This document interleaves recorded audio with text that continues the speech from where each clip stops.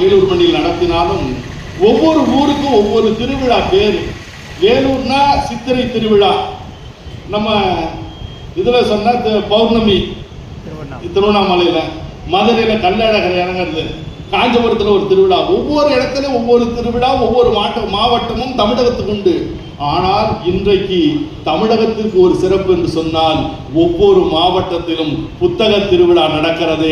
அதுதான் சிறப்பு. ஏன்னா அது ஒரு மதம் சார்ந்து, ஒரு சமுதாயம் சார்ந்து நடக்கும்.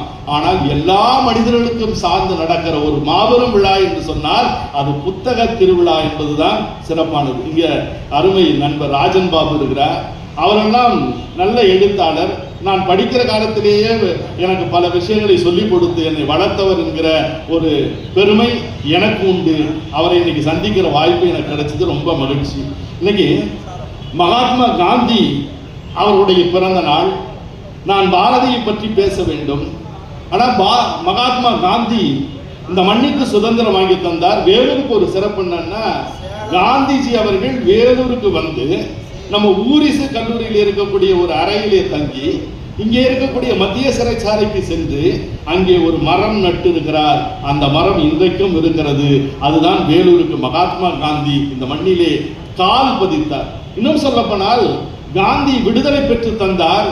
ஆனால் அந்த காந்திஜிக்கே விடுதலை உணர்வை, முதலில் ஒரு சுதந்திர உணர்வை ஊன்றிய மண் எது என்று சொன்னால் வேலூர் தான். முதல் சிப்பாய் புரட்சியை தோற்றுவித்த மண்ணில் இருந்து இன்றைக்கு காந்தி ஜெயந்தி விழாவை அவரோடு இணைந்து அவருடைய பிறந்த நாளில் பேசுவது என்பது பெரும் மகிழ்ச்சிக்குரியது.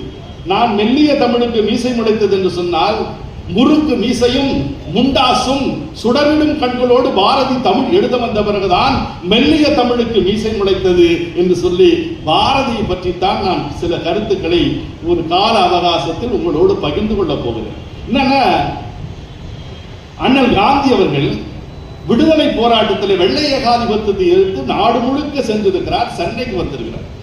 சென்னைக்கு வந்த உடனே காந்திஜி அவர்களே அப்பொழுதே விடுதலை கவிதைகளை எழுதி கொண்டு இந்த மண்ணின் மீதும் மக்களின் மீதும் மாறாத காதல் கொண்ட மாபெரும் கவிஞராக இருக்கிற பாரதி, மகாத்மா காந்திஜி சென்னைக்கு வந்திருக்கிறார். சென்னையில போய் மகாத்மா காந்திஜியை பார்க்கணும் அப்படின்னு சொல்லிட்டு போறார்.